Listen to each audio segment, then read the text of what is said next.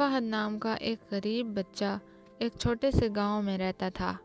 اس کے والدین مزدوری کرتے تھے اور وہ اسکول جانے کا بہت شوقین تھا، مگر اس کے پاس نہ کتابیں تھیں، نہ کاپیاں اور نہ ہی کوئی لیپ ٹاپ جیسا جدید سامان۔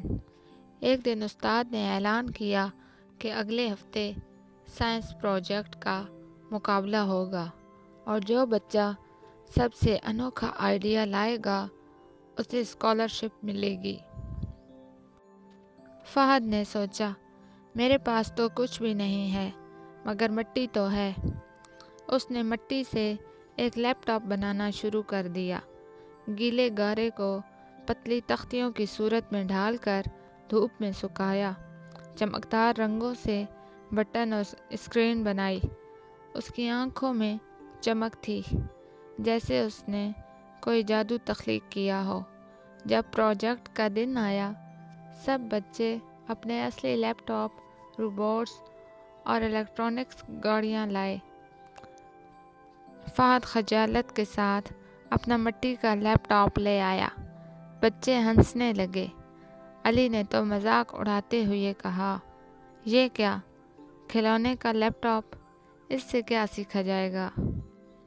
مگر ریحان نے خاموشی سے فہد کی محنت کو سراہا اور کہا، تم نے جو بنایا ہے وہ صرف مٹی نہیں بلکہ خوابوں کی تعبیر ہے۔ تم نے یہ ثابت کیا کہ علم حاصل کرنے کے لیے جذبہ سب سے اہم ہے۔ بچوں نے بھی فہد کی تخلیقی صلاحیت کو سراہا اور اسے اول انعام دیا۔ اسے ایک اصلی لیپ ٹاپ اور اسکالرشپ دی گئی۔ علی شرمندہ ہو گیا اور فہد سے معافی مانگی۔ فہد نے مسکرا کر کہا، علم بانٹنے سے بڑھتا ہے، نہ کہ گھمنڈ کرنے سے۔ اس کہانی سے ہمیں سبق ملتا ہے کہ وسائل کی کمی کامیابی میں رکاوٹ نہیں بنتی، اگر خوابوں میں سچائی اور دل میں جذبہ ہو۔